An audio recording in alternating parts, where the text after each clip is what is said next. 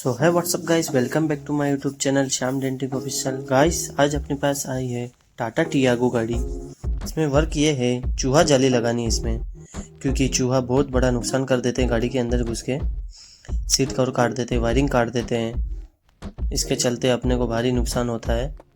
तो देख सकते हैं आप, चूहों का जाने का रास्ता ये है। मेन डेस्क स्पॉट के बाहर से आते हैं, ये जो खड्डा दिख रहा है आपको, अंदर जाने का रास्ता है ये।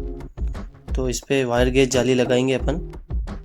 तो देख सकते हैं कंप्लीटली जाली लगा दी है, अब चूहे भी अंदर नहीं जा सकता है।